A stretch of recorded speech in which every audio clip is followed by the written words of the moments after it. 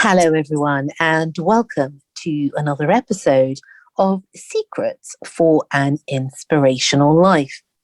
How are you all today? I hope that wherever you are in the world, life is a little bit kind and a little bit joyful. Regardless of what the outside circumstances are, I think that we in ourselves have our own world, that we have a chance now to really try to find the purpose of our life. Now, it's very windy here in the United Kingdom, and as you know, I have a little thing about the weather, but I don't know whether a lot of you know that out there across the world, but England, actually the United Kingdom, is surrounded by four seas.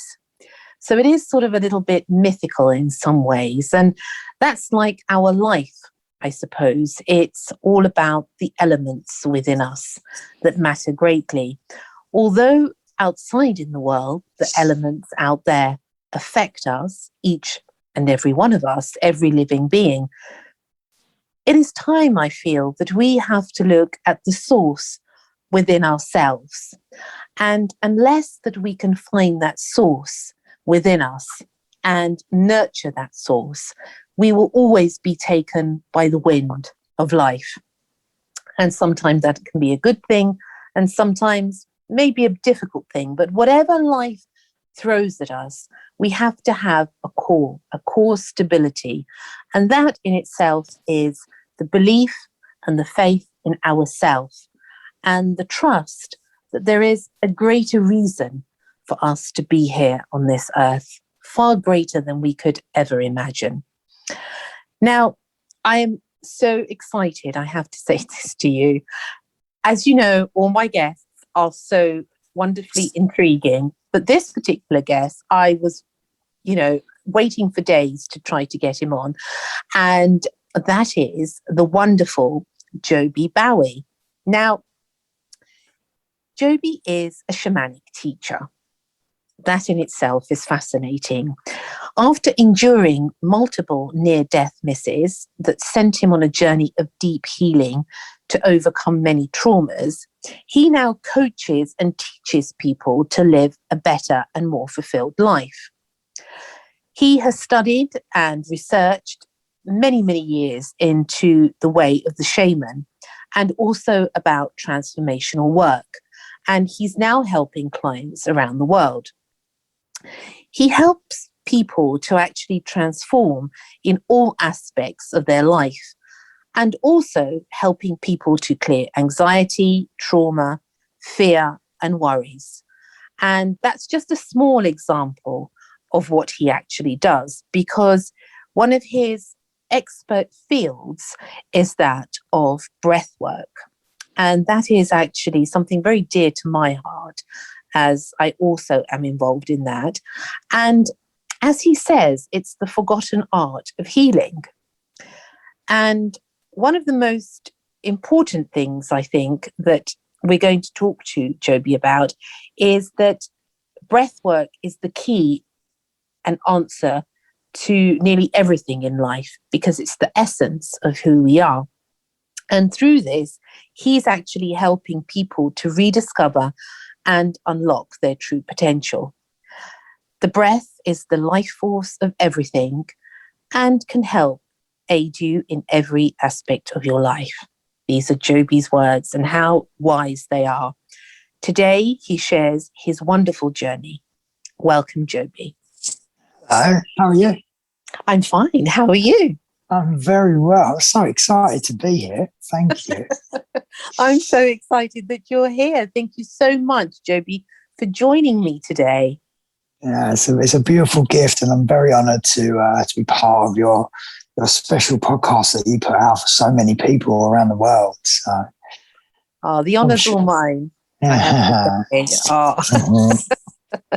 Now, we've got to start somewhere, and because the story, I have to say to the listeners, is absolutely mind-blowing. Some of the things that I know that Joby has shared with me before of what he's been through, you simply won't believe.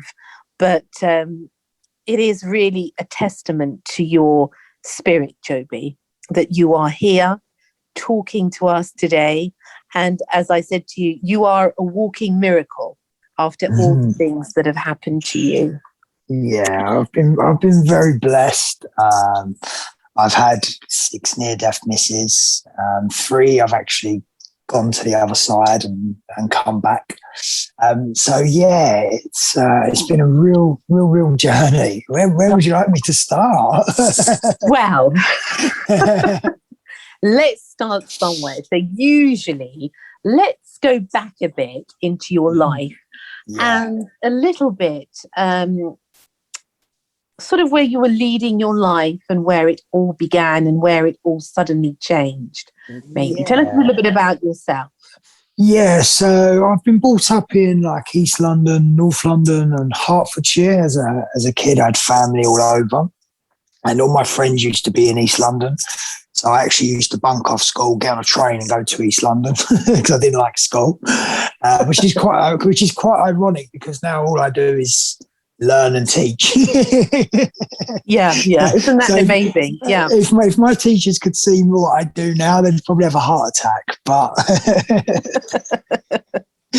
yeah, so many years ago, I used to be a scaffolder, doing a very hard job up in the air, freezing cold, like the winds today blowing, would be very dangerous. But no matter what, you had to be there every day doing the work. And then one day we was working on this like big tower block. It was about 80 foot up in the air. And it was like tea time. So I said, I'll go down and get the teas as you do with the lads. Yeah, as you do. And then we, as I was walking past the scaffold, the guys who I was working with said, can you like pass up a bucket of the fittings that put it all together? And as I did this, there was a guy working with us, didn't speak much English, only been with us about a week. And he pulled the bottom of the bucket in rather than putting the top of the bucket into the scaffold so nothing doesn't fall out. But he pulled it the completely wrong way and then everything just tipped out.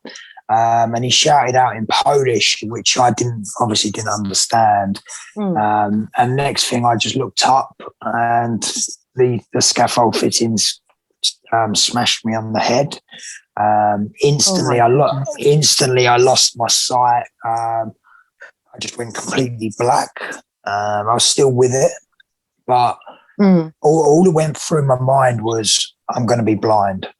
That was all that went through my mind. And I just kept saying to myself, get your sight back, get your sight back. And I kept blinking, get your sight back, get your sight back. I'd done this for about 5 minutes. And then all of a sudden my sight just, boom, come back. And I looked down and there was just blood pouring everywhere. My friends come running down. One of them actually took his T-shirt off and wrapped it around my head. I think if he hadn't have done that, I would have probably bled out then and there. Yes, yeah, it was a very, very scary time. And I woke up. My God. When I woke up in a hospital the next day, it was really weird because my mum and dad hadn't spoken for 15 years and I could see them sitting next to each other laughing. I was like, what's going on? Yeah, what brought them here? What's going on? And then all of a sudden they were like, look, we need to tell you, you've been disfigured. So now I've now got a big dent and scar on the top of my head, which is now actually where I put my crystals when I meditate. You found a use for it. Yeah, exactly. I found it's my charging point. I'm sure there were easier ways, but okay. Yeah. So yeah, that was the start of my journey really, because I had 2 years of real darkness, trauma, anxiety, depression of being disfigured. It really changed the way I looked at life, and but it also got to a point where I didn't know whether I could continue on anymore because it was such a dark time. But something come over me that day, and I've always been brought up. My dad was a professional footballer, and he was always never give up, always keep going, and have that fighting spirit in you. And something just come over me one day. It was like, we need to change. And if we don't change right here, right now, I don't know what's going to happen. And I just literally just started going onto YouTube and started looking at like personal development videos, and how the mind worked, and that was it. Something lit up in me, and I was like, "Oh my God, this is it! This is my cure."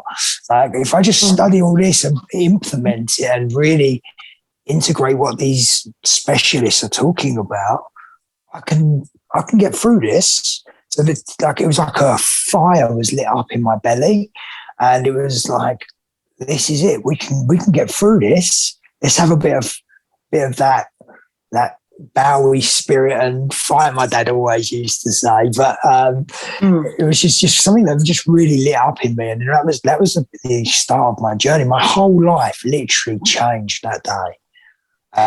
What was it, Joby? Was it something like one of those epiphanies, a moment of epiphany? Yeah, you could say that. I'm even just thinking about it now, and I'm getting the emotions coming over me. And just that feeling, it was like a wave of relief. It was like something was taken away from me. It was just gone.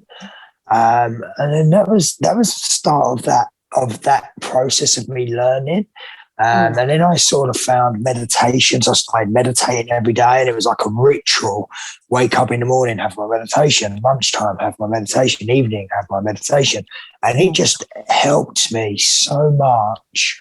And then it was about 6 months later, after the brain surgery, like, something, I don't know what happened, but I actually started hemorrhaging through my nose, and I was hemorrhaging like size of cricket balls of blood coming out of my nose for 24 hours.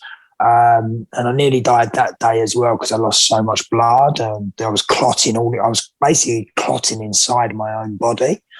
But then it was being released, and I was clotting, and it's being released, which is what the doctors told me back at the time.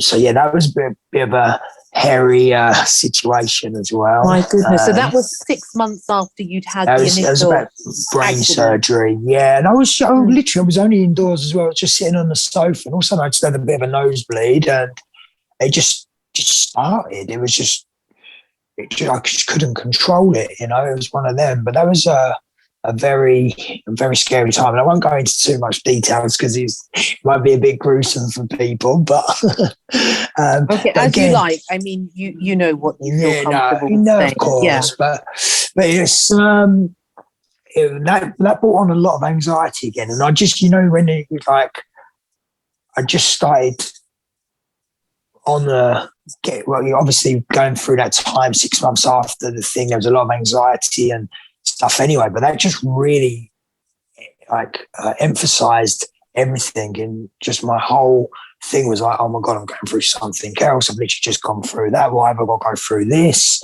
All these questions kept going through my mind, and it was a very traumatic 6 months, so to speak. And then but that day when I had that epiphany, 18 months, 2 years after, that was just one of the best days ever to happen in my life. But even the accident itself was, I look back at it now and I'm so grateful, because if I hadn't have had that accident, I definitely wouldn't be doing what I'm doing now. So it's really led me onto the path of learning the shamanic way, learning the how to heal myself. Because I'll be honest with you, that after spending so much time in hospitals, I've sort of got a bit of a fear of them. Yeah, I don't blame you. Yeah.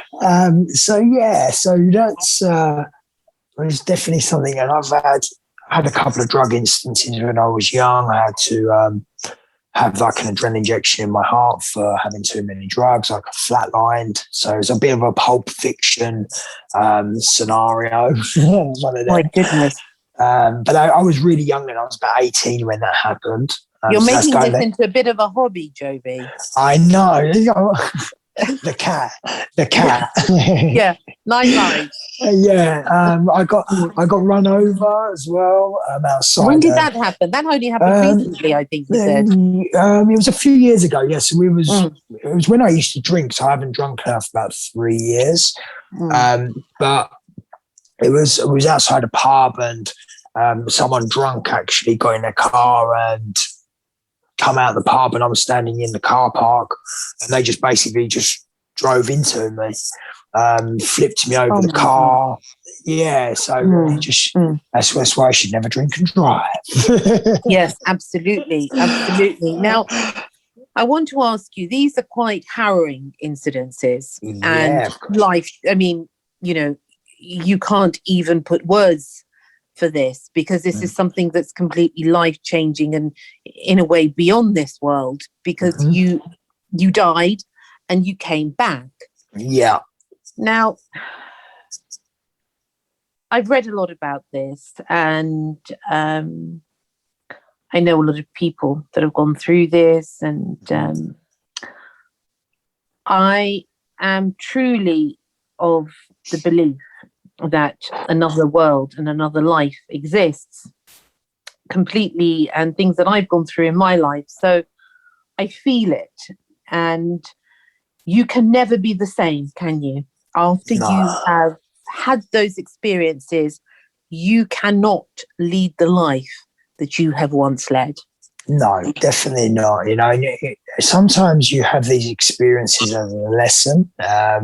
We're all here for a reason. We sign up for certain things, that our spirit and our body is to help us grow. I obviously signed up for a lot.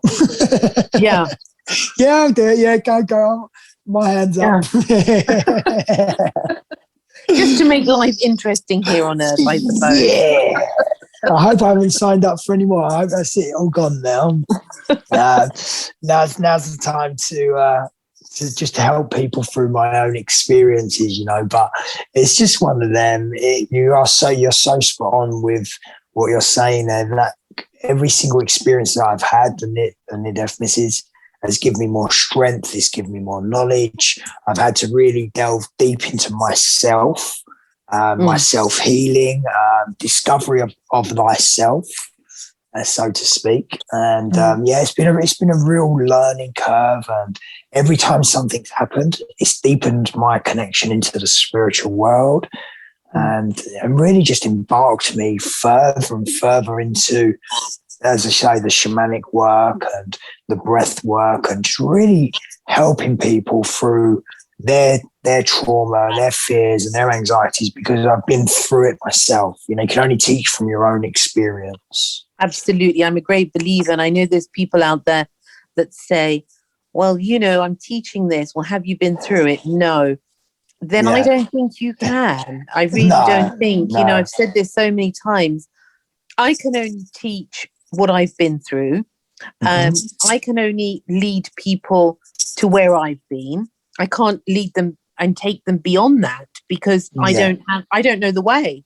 No, so, of course, makes so much sense. Yeah, you've got to know where you're going. You've got to know where you've been. I think that's the important thing. And then if you want to help and you feel that calling in life, I know for myself, I don't know about you, but you've got to know the way, because otherwise everyone will just be lost. And this is really important, because there's so many teachers out there, Joby. I'm sure that you've come across them. And where it falls is that, well, I'm going to teach you this, I'm going to teach you spirituality, and I'm going to teach you all of this. And then people get a bad name, because in the end, what have you taught me? Where have you taken me? And it's nowhere, because the genuine people who've actually been through it, like yourself, can teach, because you know it. You know how it feels to feel crap. Yes, exactly. Take drugs or drink, or I don't know, and you felt in this mood or that mood, and you've been through near death and you've had this, and you can actually talk about it because you've been there. And they're your scars, aren't they? Yeah, exactly. And I've got a big one. Literally, I mean, it's a big dent on the top of my head. But you know that, I understand, but it is actually a place, you know, about being into the spiritual life and everything. It's very poignant that it's there. It could have been anywhere else, couldn't it?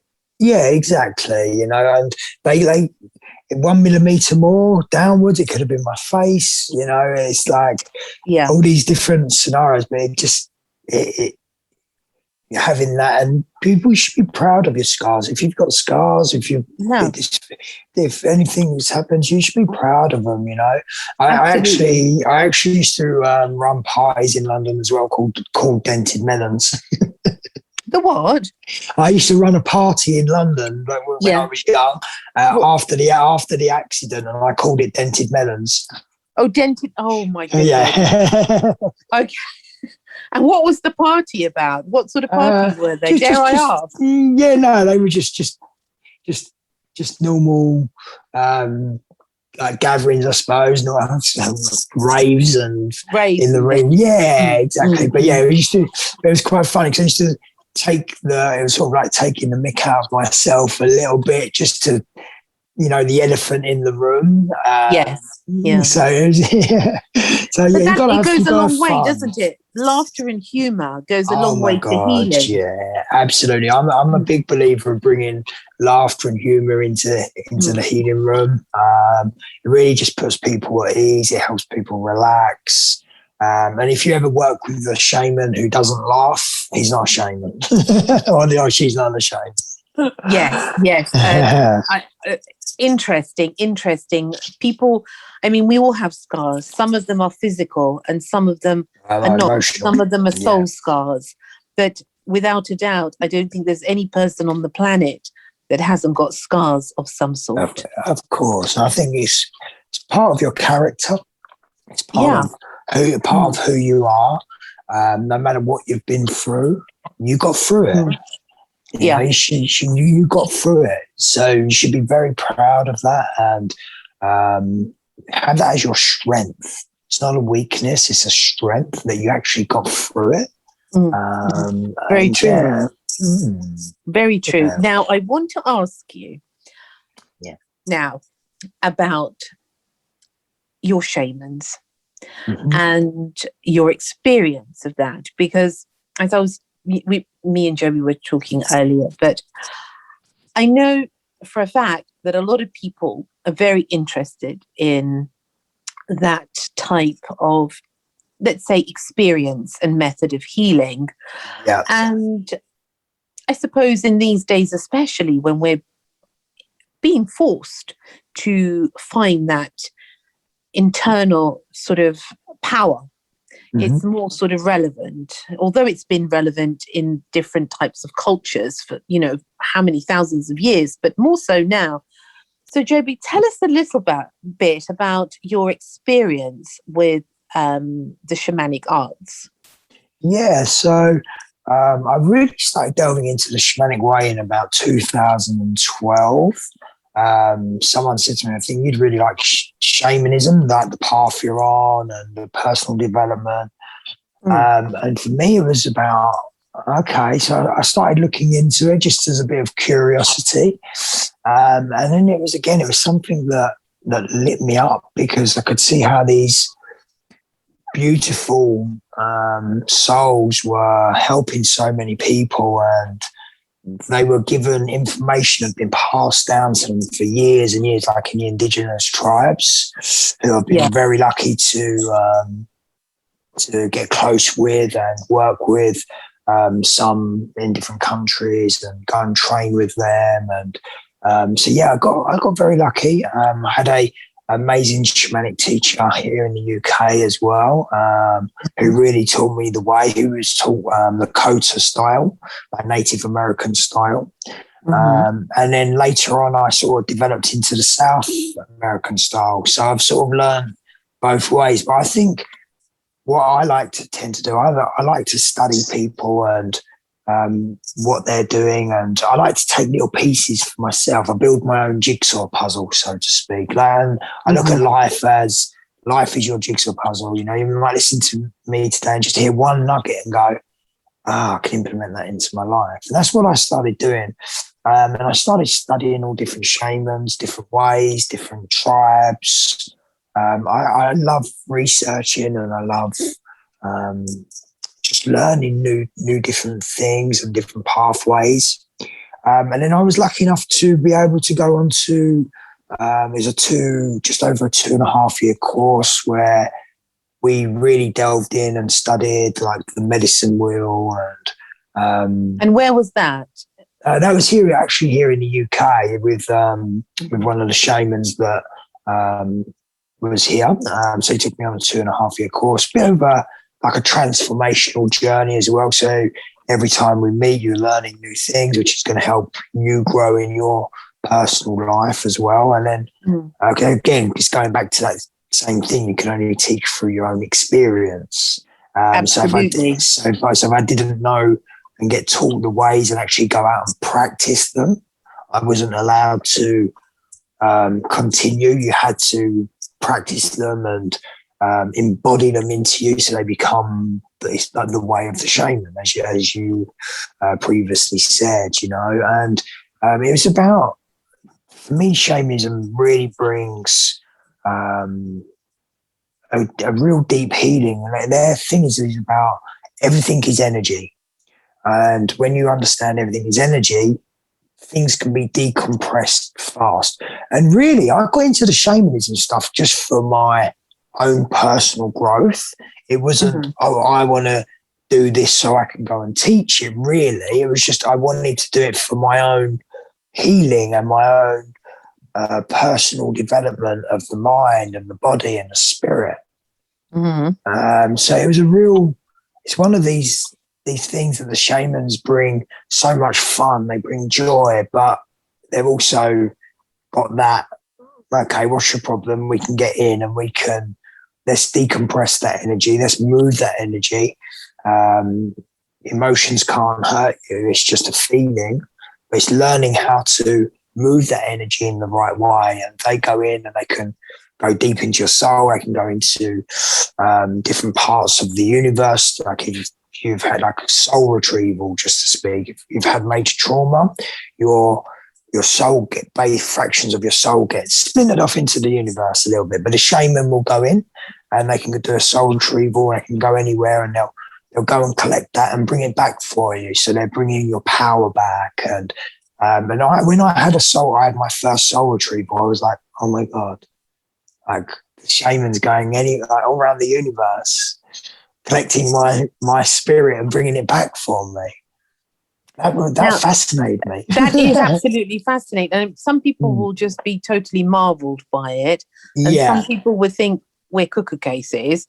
But it doesn't really matter, because the point is what matters to you. Yes. And that's the most important thing. It doesn't matter what anyone else says. Now, that's why I want to sort of home in on that. Yeah. For some people out there who don't know what a shaman is, simply put, Joby, what is a shaman? Because you hear all sorts of stories. You hear shamans are it's the medicine man of the tribe. Yeah. So all the people with all the problems would go to the shaman would heal them. Whether it's they use a lot of plants, they use a lot of so everything's natural, and they'll help you become the healer. So the healer is basically, it's not someone you go to just for healing. The healer is someone who will help you become the healer as well. Like every one of us, we can all heal ourselves, but it's just about unlocking that gift and remembering how to do it. So the shaman will work with you to help you unlock that for you. They'll guide you, they'll teach you, or whatever they need to do with your specific case. But the main thing is that they're the healer of the tribe. And their secrets are secrets, because all the best shamans don't reveal their secrets. We know that. All the best healers don't reveal their secrets. I mean, it's something that's protected and hidden, isn't it? It's a power that's protected and hidden. But we hear of all sorts of stories where shamans take certain plants and hallucinogenics and what have you, and then they are in contact with different spirits. Is that something that you absolutely. So plant medicines are an amazing tool. They're not for obviously everyone. Some people just wouldn't even dream of taking it, but if you have certain problems, the plant, especially like ayahuasca, mother ayahuasca, will 100% help heal you. I don't know what the plant will give you, but I definitely know she will give you what you need. But yeah, because there's all sorts of people doing it. They have these ayahuasca parties and all sorts of things. And people say to me, what is that? You know, what the hell is that? But it's sort of, it's from the leaves of the plant, isn't it? And then so there's two different plants that go with ayahuasca. So it's a vine, and then they have two different leaves that go with it. They ground it up, and it together forms, puts the DMT, dimethyltryptamine, into the plant. And we naturally, when we are born and when we die, we release dimethyltryptamine, DMT, into our bodies. So we get that experience twice. But with the plant, it allows you to release that DMT in your body, and which brings major healing benefits. The plant can go deep into your soul, can release all anxieties and fears, but you've got to be willing to be able to face the darkest parts of yourself as well, because stuff will come up. But yeah, it's a very interesting. Have you done it? Yeah, I've done it many times. I was over in actually in Colombia just before the last lockdown. We actually got stuck in Colombia because of the lockdown. We couldn't get home. Oh my God. And then what happened? Well, we were stuck over there for a while. We only went for a couple of weeks, ended up having to be there for just under a month, I think. But what an experience. Yeah, it was amazing. And again, we was over there working with the shamans, the South American, the Tayetas, as they're called over in Colombia. But yeah, it was a beautiful, beautiful experience just to see how the indigenous people they live. Everything's about sustainability, and they don't have a lot, but I can promise you they're the most happiest people you'll ever meet. All they do is sing and dance and chant, and they just have so much fun, and they really don't have a lot at all. But they're so gifted. Like the family that we were staying with, their tribe was nearly 2,000 years old. And all of the information and all the healing and everything was passed down to every generation. Get like a wisdom keeper, so to speak, and the wisdom's passed down to that family member, and then they teach the tribe and the shamans and the children. They have children of 5 years of age drinking ayahuasca. It's normal to them. It's part of their life. Because it brings so much health benefits, it brings so much clarity to your life, it enhances your spiritual connection, because you're lifting the veil, so to speak, into the spirit world. So everything is available to you. They work very closely with the divine, and they're very, very beautiful souls. And but yeah, first time I ever see like a 5-year-old drinking ayahuasca, I was like, what? But it was just normal to them. Like they teach, they don't have a lot, only a little bit, but they're building up their tolerance so they can become the shamans, and then they can start drinking the medicine, and they can become the healers. But actually over in the tribes, when someone has like really bad anxiety or stress or like a dark night of the soul, so to speak, they actually have a party, because they're like, we've got another healer, yeah. So they absolutely said, when someone's really going through trauma and all these things, they actually celebrate, because they understand that there's the shadow in the gift. They're going to be a healer. There's a gift in the shadow, and they're going to be a healer. So they actually celebrate it, which is quite funny, because I was like, you'd never see that here in the Western world. Well, no, they'd lock you up. Exactly. And that's the thing. Yeah, no, that's the thing as well. Many people over here, like, they'll start like hearing voices or whatever, but that might just be your spirit guides talking to you. And yes, absolutely. That's the truth. Yeah. And all of a sudden it's like, oh no, you've got to go on this medication. You've got to go, you're going to get locked up. We're going to put you in a straitjacket because you're hearing like, no, these people have got gifts. So they like, it might be spirits coming through and talking to them. Like they might be mediums and they need to share this message with people, you know, and it's so looked upon the wrong way here in the Western world. It really is. Absolutely. It's a completely different way of life, Joby, because if you go into the Far East, to countries like that, I mean, even, you know, Indonesia or Philippines or Thailand or even in the Middle East, it's or South America, it's completely differently. It's a way of life. And as you said, it's passed down. Now, how do you, as a Westerner, how did you feel being amongst these incredibly talented and yet different culturally people with such amazing knowledge? How did you fit in? How did you feel? To be honest with you, I felt like I'd been there before. I feel like I had past experiences there in past lives. In another life. Yeah, it felt natural. It felt like really just very easy, and they're so friendly as well, even though they don't speak much English. In fact, they don't speak hardly any English at all. But they were just so welcoming, friendly. You know, you're welcomed with open arms, big smiles, laughter straight away. And even if there's that language barrier, it's the connection of the spirit. You know, like your home sort of thing. And then I actually had through my shamanic work, obviously done some past life stuff, and I actually found out that I used to be, one of my past lives was as a shaman in Peru, and my name was Pomo. Okay. Yeah. So that's interesting. That's maybe why you felt the connection. Yeah, exactly. So past life stuff is it's quite a funny one, because you're bringing stuff up that needs to be healed and released. But again, everything is energy, and when you just understand that, and you understand that you can change everything, and you can do that with the breath.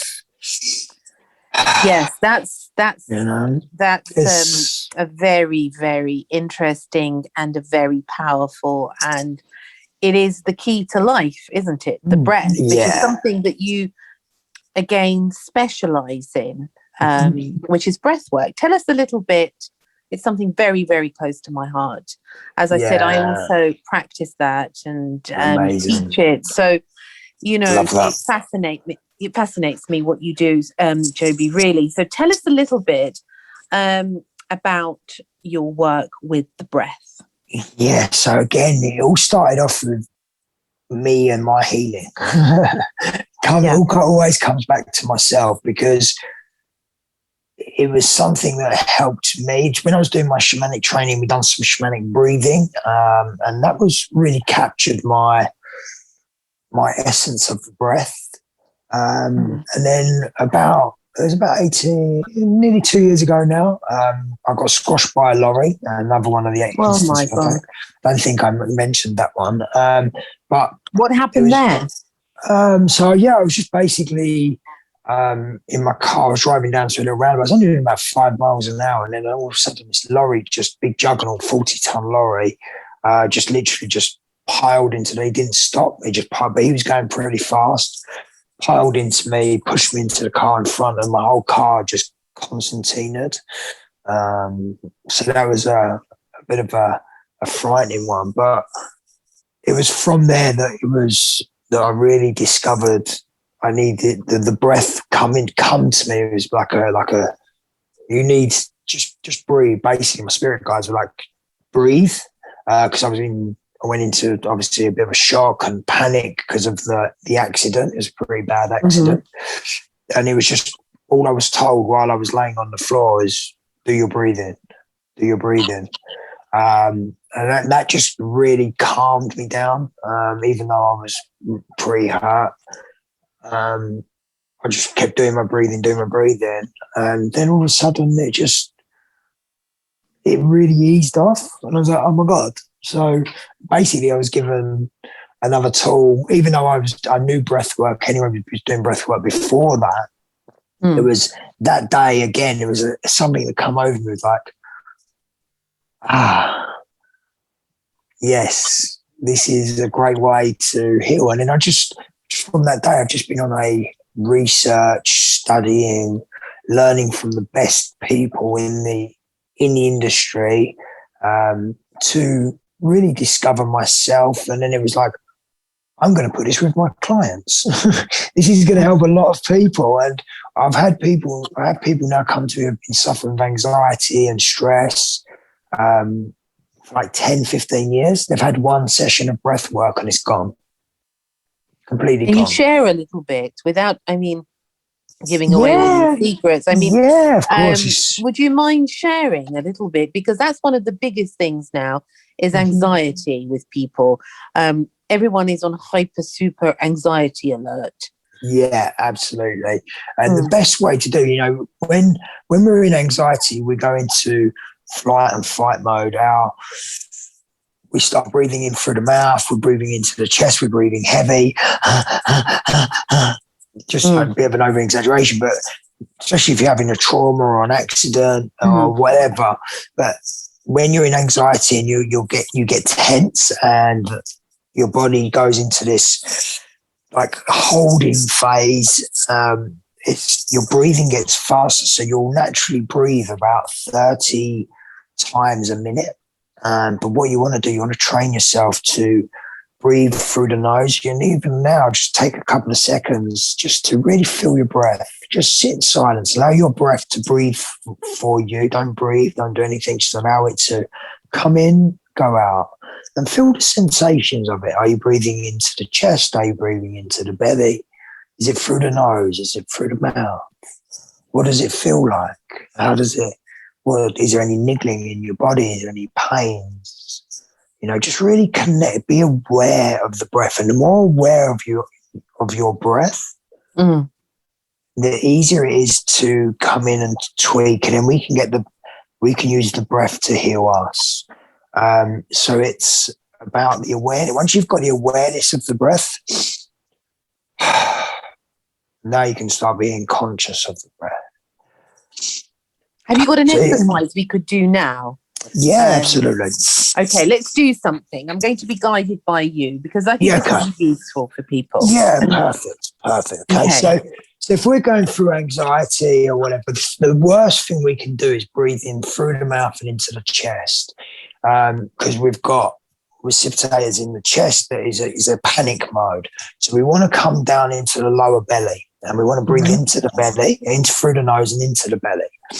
Okay.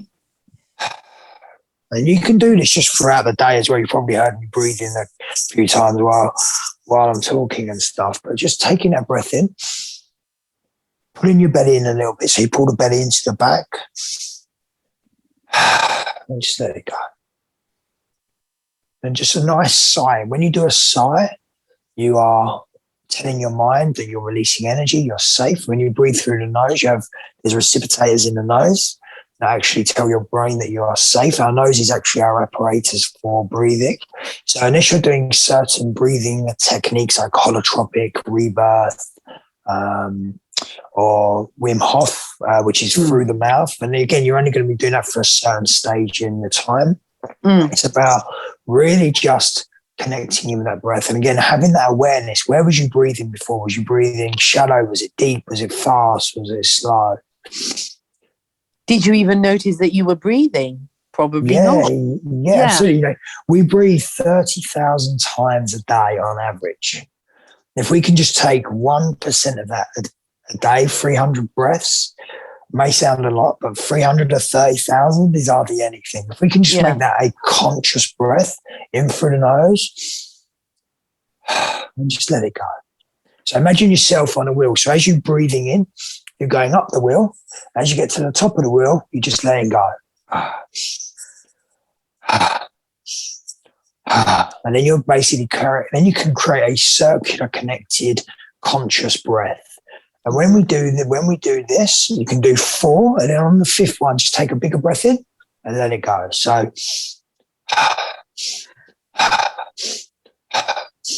And then on the fifth one, just breathe in. And then go back into the normal 4. And you can create all different patterns with this as well. But the main thing is about getting 20 breaths. So once you've done 20, that should really calm you down. And you should start feeling energized, but also relaxed at the same time. So you're right there in a center point. And then also, if we really want to calm the mind, taking a breath in between every exhale and inhale, there's a natural pause. So if you just take a second for a minute, just breathe naturally again and just feel that pause. So breathe out, allow it to breathe out, and just feel that pause in between that next breath. Right there in that pause, you're in the now moment. The past is gone and the future hasn't happened. So there is no anxiety, there is no fear, there is no worries. You are there in the moment. And we only ever have beautiful. And we only ever have a continuous flow of now. So if you can, you can just, even while you're talking, you're doing your daily life, just let it go. And then all of a sudden, it's like a reset. Just let it go. If your emotions can't hurt you, their own feelings, if the monkey mind and the chitter chatter is coming in, negative thoughts, a great way, especially if the ego comes in. The ego's there to beat us up. Oh, thank you, ego. Thank you for popping by. These thoughts don't align with who I am and who I want to become. Thank you. Have a good day. Goodbye. And then just go on. Or another way is, the ego's a tricky thing, isn't it? Yeah. Just don't ever let the ego win. The ego's there to really beat us up, but it's also can be your best friend. The more you can become the observer and aware of your breath, if you're the observer of your thoughts, why are you showing me that? Ask questions. Why have you just shown me that? Why? What's the reason for showing me that? And half the time it's to try and as you said, to try and trick you and create a negative pattern. And also when we're in anxiety and fears and worries, our brain is firing certain neurons that create certain pathways. And the more we create these pathways, the bigger the pathways get. So all of a sudden it becomes a habit. And our brain is just firing automatically these patterns. So you're in anxiety, you're in these fears, you're in these stresses. But if we just take a breath in and we pull everything up from our root chakra, or say from your feet, your legs, your stomach, your chest, up your back, into your crown and into your third eye. One sweep of the breath, bring it up, pause, hold, right there, you're in that now moment. And then you just hold that for a few seconds. And then if you just release it very slowly from your mouth, very softly, the softer and calmer that you can speak, that you can breathe, the more relaxed your body's going to go. Your brain's going to go, it's safe. So slower the better. But during that pause moment, when you breathe out and you hold, right there, you're in that now moment. And you can literally now start creating that life and visualizing peace, visualizing yourself filled with love, visualizing yourself filled with joy and happiness. And all of a sudden you start creating new pathways in the brain, new neurons. And then the vagus nervous system firing down your brain is going to fire out positive emotions and nerve endings into your nerve endings. So all of a sudden your body's going to start feeling more relaxed and start feeling calm.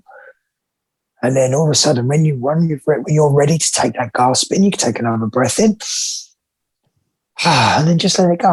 And all of a sudden, your mind's just going to really start relaxing. And there's a great technique, it's called the box breathing technique. If you're in under anxiety and stress and worries, you breathe in for 4, hold for 4, exhale for 4, hold for 4. You're creating that rhythm. And the slower you can breathe, the calmer your mind's going to be. The faster you breathe, your brain goes, oh, hold on, we're under attack here. I need to protect you. I need to do this. And all of a sudden the anxieties and the fears start kicking in. Yeah. So the more relaxed you can be and you breathe in, and when you breathe out, feel yourself sinking into Mother Earth. Just lowering your your energy into Mother Earth, grounding yourself. Just some few little tips and techniques that can really just That's very relaxing. That's very relaxing, Joby. Yeah. And it shows you, doesn't it? It's the breath is the bridge between the past and the future. It's the now. It's absolutely, it's everything. It's the Holy Spirit. Yeah. I actually got shown this last night in a breathwork ceremony. The breath is the Holy Spirit. Yes, I believe that. And they say that, I mean, depending on what you believe and whatever anyone believes, it's they say that exactly that. It is this holiness that makes us holy, in fact, is our breath. Yeah, absolutely. I actually got shown it last night. I was doing a breath work. I have a weekly Zoom on a Thursday night. And I had one of my friends on who's a breath master as well. And he was doing a technique, and I was actually being a participant last night, so allowing him to be the teacher. I love learning from just listening to other people teach breath work. But yeah, I was basically at the end of this in meditation. My spirit guides come in, they took me up into the cosmos, and all of a sudden I could just see the universe just breathing and how everything was connected. And I was like, yeah, the breath is the Holy Spirit. It's your life force. It's everything. And it was just so beautiful. It was actually like I can actually, during breath work in certain states, you can get exactly the same DMT experience as you can with the plant medicines. You don't actually need the plant medicines. You can actually do it with your breath. The breath can take you anywhere, and it can really relax you, or you can have a totally mystical experience just purely from your breath. There's so many different ways of doing it, so many different techniques. And, you know, one of my clients has only got half a lung, so she can only breathe a certain way. So I will only ever do nose breathing with her, just purely because it relaxes her, keeps her calm. And I have other people who want to really try and get that mystical experience, or they need to release trauma and anxiety. So there's different breaths for different things. So yeah, it's just about finding what you need and discovering that relationship with your breath. And the more aware you are, the more you're expanding your consciousness. Even just by sitting there, being aware of your breath, you're doing breath work. That is a form of breath work. It's a form of meditation, because you're allowing the breath to come in and go out, allowing the thoughts to come in and go out, and just being, and then just coming back to the breath.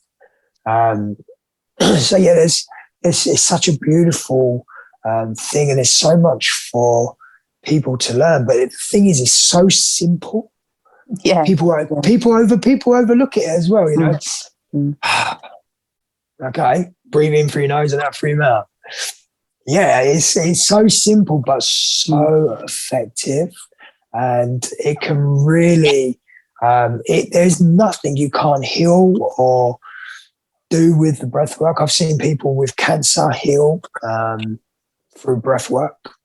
Really? Yeah, because when you're breathing, you're alkalining your body in certain ways. Like if you're doing Wim Hof, holotropic and rebirth breathing, you're actually alkalining your body. Cancer is actually an acid. So acid cannot live in an alkaline body. So you can actually kill cancer. Obviously, you know, it all depends on how far you are and whatever. But we have seen people heal cancer with breath work, which is amazing. It is amazing, and there's so much out there that we really don't know about, and especially with the breath work. As I've travelled, you know, around the world, as you have, Joby, and I've seen people totally have, you know, divine experiences with either doing prayers or chanting, and they can get into what looks like a frenzy, but it isn't. It's a total communion with the divine within themselves. Yeah, absolutely. And it's a total, you know, you become absorbed in that divinity that is yourself. And it's so beautiful as well. It is. It's so, I'm getting goosebumps just even thinking about it, and people having these experiences and how it changes their life as well. You know, I've had people come to me who've had major trauma, and they've been like on medication for 10, 15 years, and they had one breath session, and and it's gone, and they've had this experience with the divine purely through breath work. And they come back round, and their face is like, I just can't even explain what happened.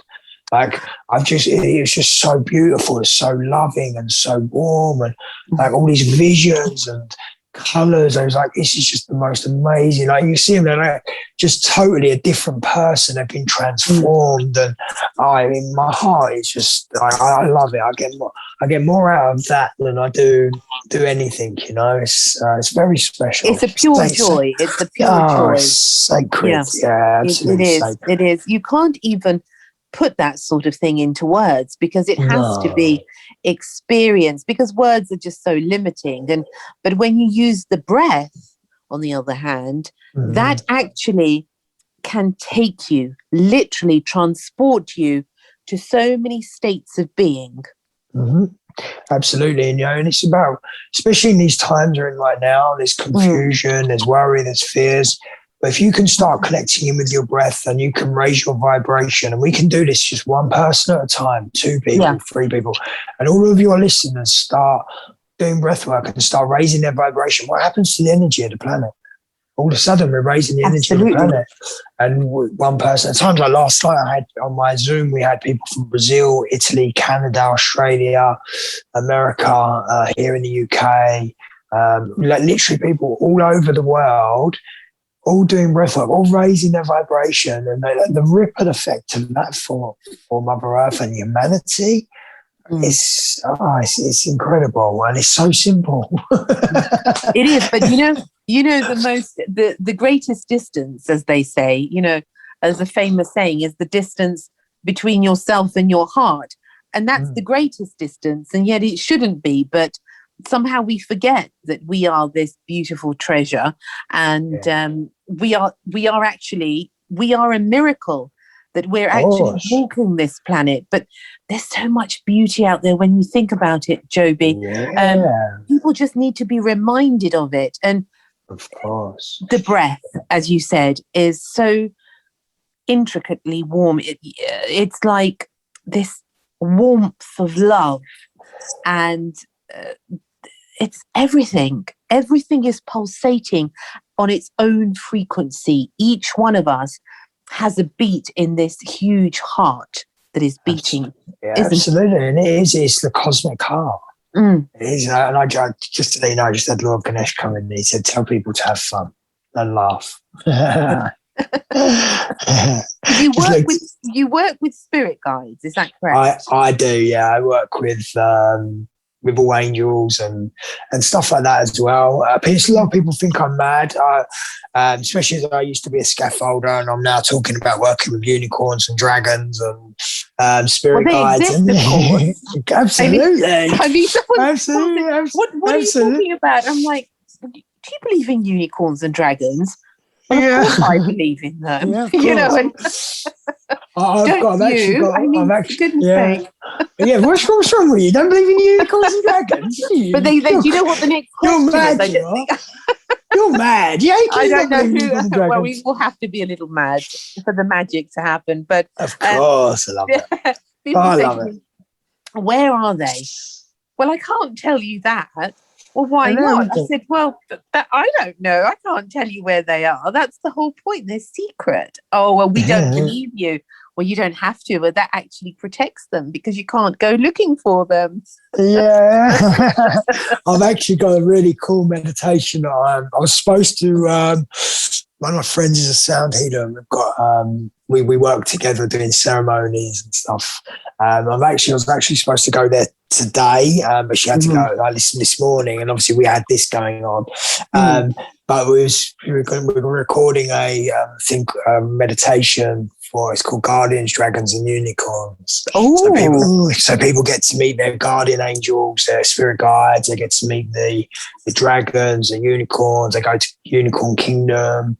It's very, very special. So I'm excited to actually get that recorded. What are you doing? Are you going to compile what, like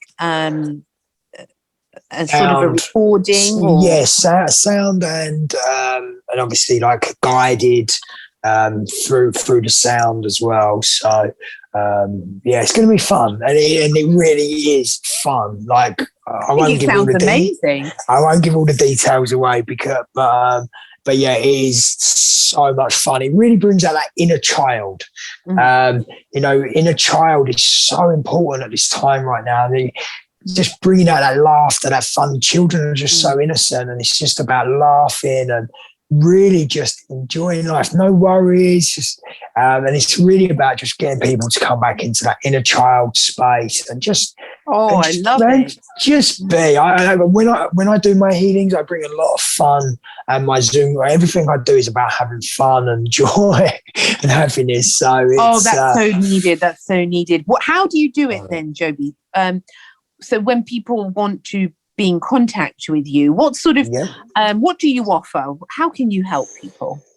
So we basically I have a healing room in my home. I use a copper pyramid as well, which enhances. You've got to tell me about that. Yeah. So the copper pyramid is an amazing healing tool. It's thousands of years old, and it's a bit like the breath work. It's the forgotten art of healing. So the pyramid actually acts as a direct connection into source. So when you're under the pyramid, it enhances all of your spiritual connection. It aligns your chakras. You can actually put food under the pyramid and it lasts longer than it would if it was in the fridge. So how do people make this pyramid, for example, if people want to try it? Yeah, so basically it's just a copper pyramid. I try to have it made specifically for my room and the parts and all the connectors. And it's built on like sacred geometry and certain angles and stuff like that. So it's basically built on the same spec as the pyramids in like Egypt, and they've all built at the same spec, and they've all actually got copper in them. Copper is a conductor. So in our bodies we have traces of copper. So we actually have the conductor in us as well. And when you sit under there, it enhances your spiritual journey and it naturally aligns your chakras. So all of your energy centers get aligned. It can really help in aiding with anti-aging because it rejuvenates all of your cells. And if you're doing breath work under the pyramid, obviously doing breath work, you're oxygenating your blood, you're transforming your blood, your cells, you're clearing the mind. So when you do this under the pyramid, you're it's like a 10x of enhancing your healing journey. So it can really speed things up for you. Gives you a lot of clarity and really just makes you feel calm as well. A lot of my clients who come in under the pyramid are, oh my God, I felt like I was floating. I felt like I was levitating. Oh my God, that sounds amazing. Yeah. I'm near enough 9 out of 10 people always say when they come under the pyramid are always, oh my God, I felt like I was levitating. I felt so light because we are spirits in a human body, not vice versa. So our spirit naturally, when we're under them, we've got that connection into source. Our spirit naturally lifts. When you're doing the breath work, you're lightening the load, you're blowing through all the cobwebs, so to speak. And you'll naturally just become like doing the breath work anyway. So your body naturally just goes, it's a beautiful experience. So yeah, we do copper pyramid healing. We do obviously breath work online. Because a lot of how do you do that breath work? So we do breath work online via Zoom. Obviously, so I can see people. I can see people on the camera. Obviously, being in person with someone, I can really help them so much more. But on the Zoom and stuff, we basically it's like dipping a toe in. They can come in. It's free, or people can make a donation if they want to. There's no qualms if people want to pay. Is it a group, Joby? Yeah, exactly. So what's the group called for people? It's called Breathe to Heal. Breathe to Heal. Yeah, and the handle on social media is B2H Breathwork. Okay. And so I've got a private Telegram group. I've also got a Facebook group. So yeah, if anyone wants to be part of it, you're more than welcome. It's welcome to everyone, you know. It's all about. And how can they people. get hold of you? Okay, if they want if they want to be a client or. Yeah, so if people want to get hold of me, they can just come to me on Telegram or Instagram, I should say, or Facebook, which is probably the easiest ways to get hold of me, which is under the handle B2H Breathwork or Breathe to Heal. And you'll find me there, and then just send me a direct message, connect, say you're part of this, and I'll happily give everyone, if anyone comes off this podcast, happily give them 25% off for coming through the podcast. I think it's fantastic what you do, really.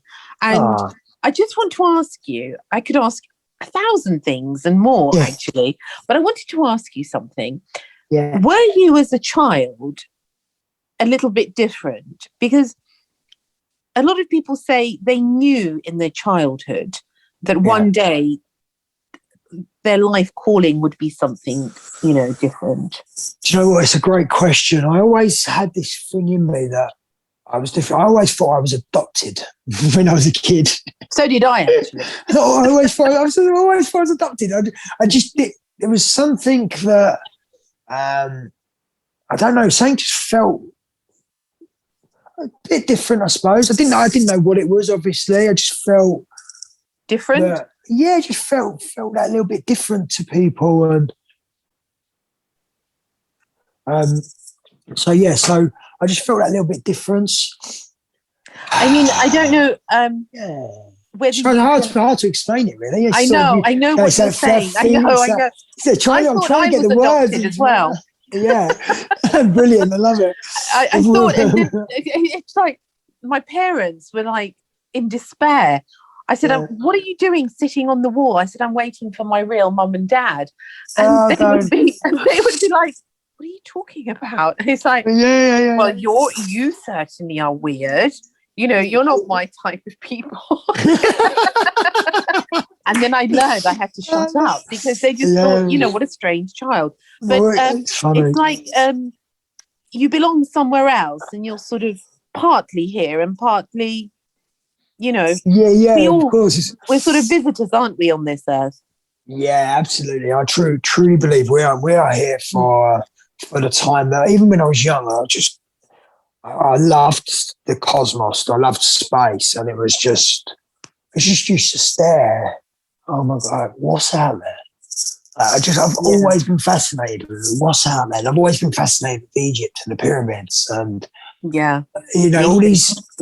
all these magnificent things that are in the world, and you can look at them and go, just absolutely so beautiful and divine. And even as a kid, have you been to Egypt? I haven't. Do you know what? I haven't. I've been. Do you know what? It's really funny because during my last job before I got full time into healing, I used to travel around and go places and meet people for business. I travelled to 65 countries in 3 years. And, oh my goodness. And I never went to Egypt. And it was the one place I was like, please, I just want some clients in Egypt, please. But it never happened. Well, you never know. You never know. Look, you never know who's listening and where this might take you. But where was the country, would you say, that you most felt at home in? South Africa. South Africa. Yeah, South Africa was beautiful. I really felt at home there. Felt like I'd been there before as well. That was beautiful. We done a whole road trip around South Africa for 2 months. Just literally travelling around, starting in Durban, all the way around, all the way out to Cape Town, all the way back down to Durban. Sounds fantastic. Oh my God, it was so beautiful. Going to just seeing all the reserve parks and just really, really special. Yeah, South Africa had a really big place in my heart. A lot of people that just felt like family there as well. As soon as we met, it was like, yeah, we've definitely been together before, you know. They're beautiful people, though, aren't they? Yeah. Oh my God, so beautiful. Again, they don't have a lot, but they're always so happy. They're always singing and dancing, and there's they a just smile, show. isn't there? There's a light to their face. Yeah, absolutely. And you come back to England, you go into London, everyone's just so miserable sometimes. Walking about, fast paced, head down. You know, you go to these people and they're just so connected to spirit, and it's just a totally different way of life. Asia was really nice for me as well. I loved Asia, over in Thailand and China and all them sort of places. Thailand was very spiritual for me as well. I had some nice journeys over there, going to the temples. India, I really going to the temples over in India and meet some yogis, and that was really true. And the things we didn't even know we was going there to do that. We was going there to do business. At the time, I was working in investments. I had we had a little thing with investments, so I'd just go and do that. But to be honest, I've done scaffolding, healing, investment. What's going on? But you need that, don't you? I mean, that's part of who we are. It's this multifaceted diamond in a way that we are so many things. Yeah, of course. We're not just one thing, are we? No, of course. And do you know what? Is when I get into something as well, I get very passionate about it. And I want to do it the best that I can do. I don't want to be. I don't like being mediocre.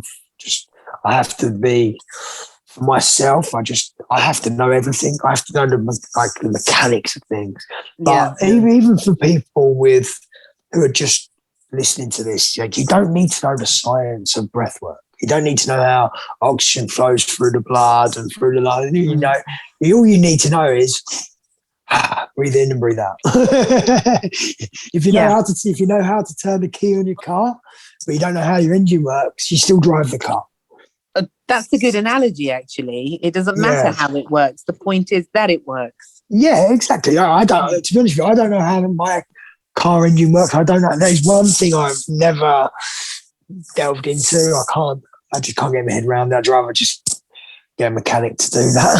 Yeah, but when it comes to other things like the breath work, I want to know the mechanics of it. Like, I get intrigued by that side of things, but mechanics of a car, no.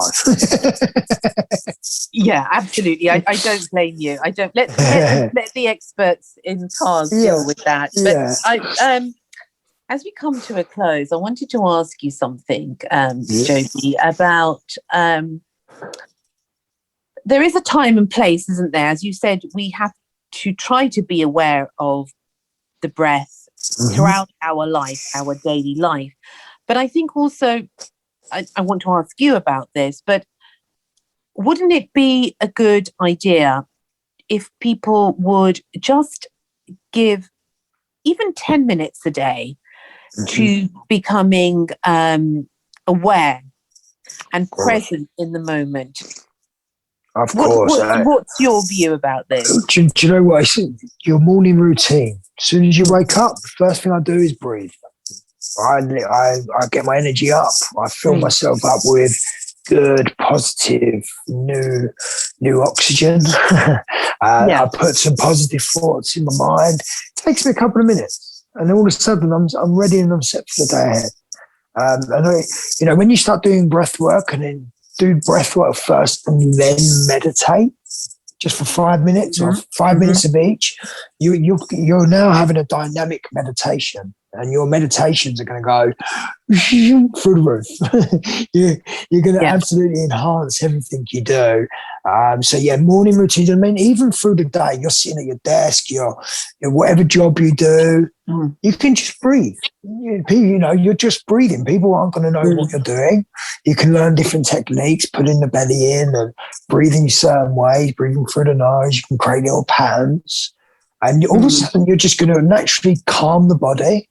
And you're going to feel good. You're going to feel relaxed. You're going to have more focus, because obviously the more oxygen we can put into the brain, the clearer we're going to be, the more focused we are, the easier it's going to be to do the task in hand. And just taking that conscious breathing of just breathing through the nose, out through the mouth, and just do it as you're talking.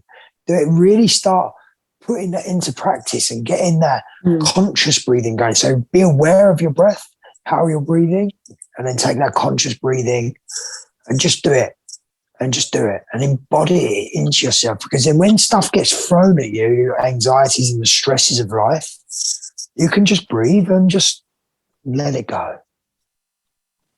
And you're going to be calm. You're going to be relaxed. And things should start bouncing off you rather than things that would affect you and make you react. You'll take a breath and all of a sudden you'll respond. So you're coming at it with a positive frame of mind rather than a negative frame of mind. And it's just the beginning, isn't it, to something far greater of our spiritual journey. Of course, absolutely. It really is. And any healers, any therapists, anyone who is not using breath work within their healing, you will. You will. It's going to change the world. It's the new yoga. It is definitely 100% the new yoga. Have you read a book, Joby, called The Mysticism of Sound and Music by, I think it's Inyat Khan? Okay, cool. I haven't read it. Okay, have a look at it. It's absolutely amazing. And it goes into all of that, what we've been talking about, but also definitely. It talks about vibrations and the different sort of ways that the power of the voice also, when you like somebody's voice, I think that in itself is healing because it has so much power behind it. Yeah, because absolutely. That in effect is it is our breath, is our voice. Mm-hmm. Of course, and even language when we're speaking. Yeah, be aware, it's called spelling for a reason. Mm-hmm. There's certain words that are meaning certain things, but you're saying it in a different way. So be aware of your language. And also we have 70 trillion cells in our body that listen to absolutely everything we say. So if you're talking one thing of negativity, your cells are going to hear that. So talk to yourself positively and talk to yourself and filling yourself with love and joy and happiness and peace and kindness. And all of a sudden, your cells are going to start listening and they're going to start resonating with your vibration. And all of a sudden, you start raising your vibration through your language and how you talk. And all of a sudden, you're expanding and you're becoming more aware and your consciousness is going to grow. And then that's how we now embark upon that new 5D world that we're about to go into as soon as the mass awakening. An incredible time in history. Absolutely. And in humanity. Yeah. Yeah, it's so special. Life right now is as beautiful as you want to make it. If you're looking for the negative and you're reading all of the stuff and all of the news, stop it. Just tweak it and then start reading something positive in the morning and don't go straight onto the news channel, put GMTV on or come home from work and put the news. Yeah. In fact, don't ever watch the news. I don't watch the news. I don't. Turn it off. It's literally barred in my house. It is not allowed. Yeah, I don't blame you. And newspapers as well. Yeah.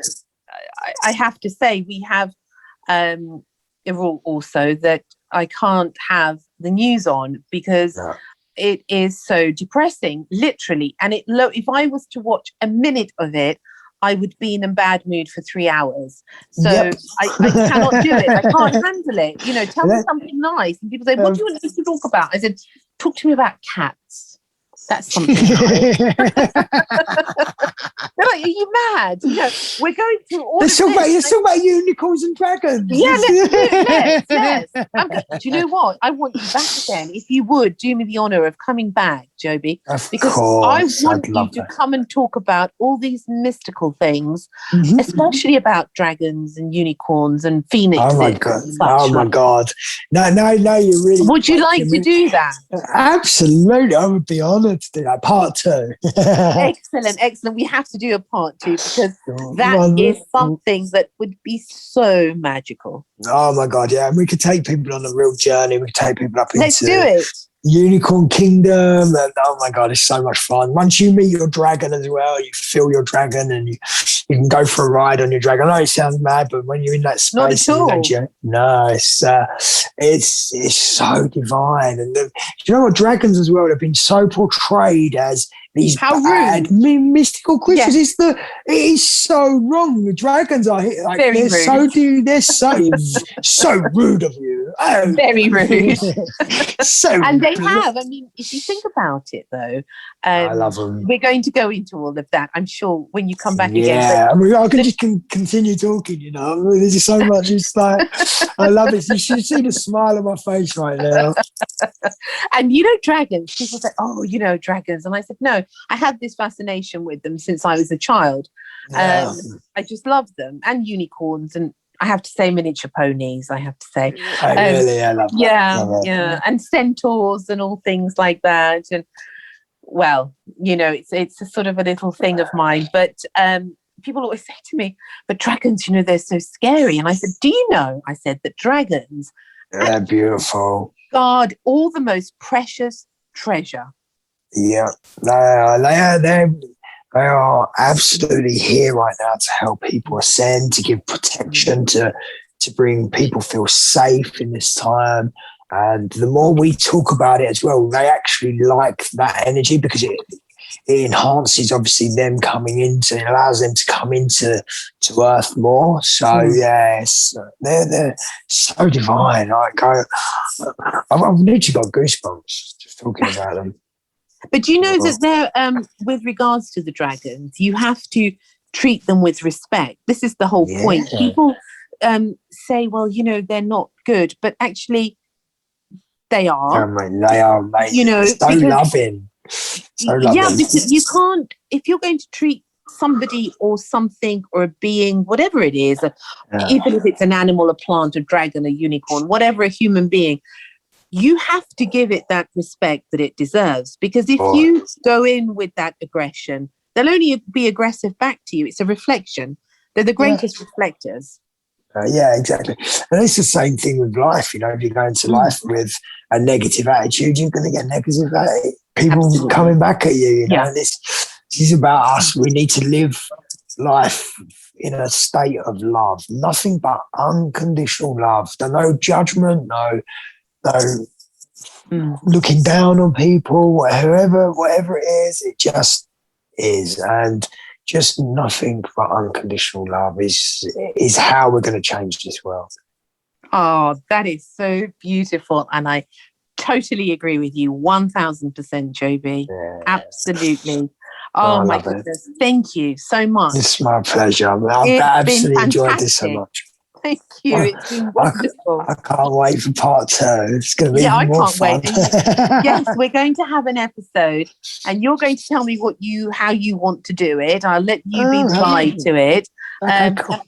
And we're going to take the listeners on a magical adventure. I think that's needed now.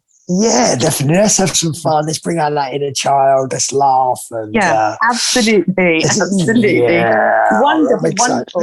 Well, thank you for having me on. It's been a pleasure. And if there's anything I can do for your listeners, please just let me know. And so once again, in case they missed it, where can they get hold of you?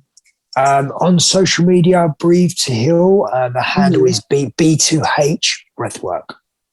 Okay, all right. And you're happy for people to contact you from wherever. Now, one thing before you go, I have to ask you this, Joby.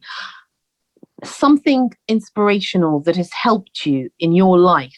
Only like a few sentences. I always ask my guests this, that can help people on their journey. Believe in yourself. Know that you are truly guided, protected at all angles, and and connect with your breath. When you connect with your breath, it'll open up doorways to you that will just absolutely make you go, oh, why didn't I do this before? So yeah, and also as well, just do what makes you happy. If you want to do something, if you get inspired by something, or something makes you be creative. If you can be creative, you can take your journey to the next level. Get creative, get creative. The more creative juices you get flowing within you, whatever it may be, all of a sudden you're going to start living in your purpose, and in your things will just flow to you naturally and easily. So yeah, being creative, connected to your breath, believe in yourself, because you truly are a divine being made of love and light. Oh, you know what? I have a tear in my eye, but I have a smile on my face because, it's been very, very beautiful to talk to you, and actually very inspiring, I have to say, Joe. Thank you very much. Thank It's been an absolute pleasure. Thank you for having me. And I'm so honoured to be on this podcast. I can't even tell you. I'm so honoured to have you on, for goodness sake. I mean, my goodness. Well, I love you unconditionally, and there's nothing you can do about it. Okay, well, I look forward to part 2, Joby. Absolutely. No All right, worries. then we'll have a good rest of the evening now, and I'll speak to you soon. Thank you so much. See you later. Bye. Bye. Bye. Joby Bowie. Fascinating. What a conversation. Absolutely amazing. Thank you so much for joining me today. I send you love and prayers and lots of blessings. Until next time, look after yourselves. Thank you for listening to Secrets for an Inspirational Life, brought to you by your host, Mimi Novic. Please remember to subscribe to the podcast, and see you in the next episode. For more information about Mimi Novic and her books, music, and inspirational work, take a look at her website, www.miminovic.co.uk.